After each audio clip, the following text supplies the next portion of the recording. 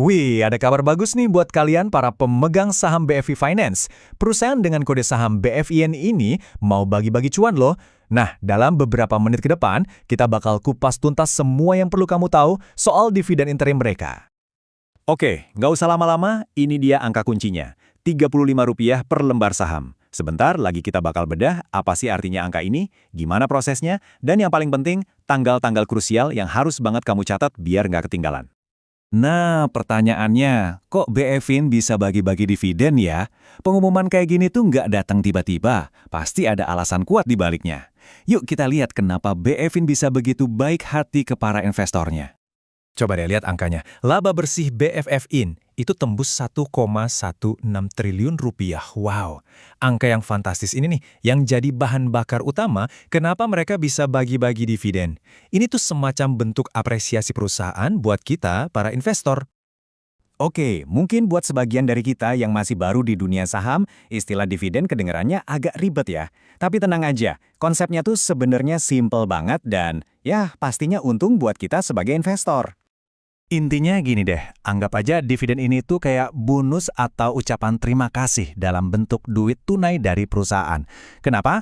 Ya karena kita udah investasikan uang kita di sana. Jadi pas perusahaan untung, kita sebagai investor juga ikut kecipratan hasilnya. Simpel kan? Nah, biar lebih kebayang, lihat deh gambar ini. Anggap aja laba perusahaan itu kue utuh yang gede banget. Nah, sepotong dari kue itu dipotong-potong dan dibagikan langsung ke para investor. Makin banyak saham yang kamu punya, ya makin gede juga potongan kue yang kamu dapat. Oke, konsepnya udah dapat ya. Sekarang kita balik lagi ke angka-angka spesifik dari BVIN. Seberapa gede sih kue yang mereka bagiin kali ini? Wow, lihat nih, totalnya itu hampir Rp520 miliar. Ini angka yang gede banget loh, yang dibagikan ke semua pemegang saham. Ini juga nunjukin kalau kondisi keuangan perusahaan ini sehat dan solid banget. Biasanya cuma perusahaan yang stabil dan matang yang bisa bagiin dividen sebesar ini.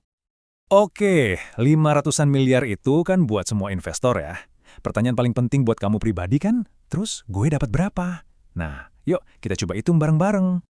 Ngitungnya gampang banget kok. Tiap lembar saham dapat Rp35. Nah, ingat ya, satu lot itu 100 lembar saham.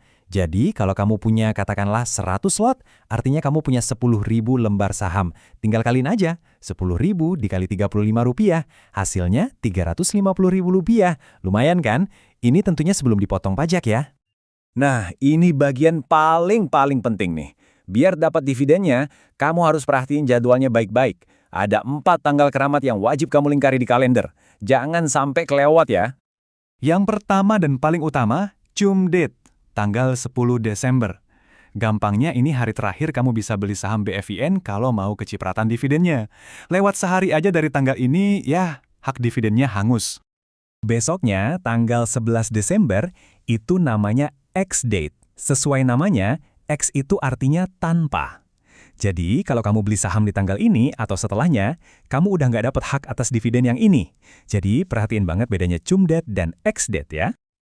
Lanjut, ada recording date di 12 Desember. Di hari ini, BFIN bakal ngecek dan nyatat, oke, siapa aja nih yang resmi jadi pemegang saham dan berhak dapat duit. Bagian ini 100% otomatis, jadi kamu tinggal duduk manis aja, nggak perlu ngapa-ngapain. Dan ini dia tanggal yang kita semua tunggu. Payment date, 18 Desember.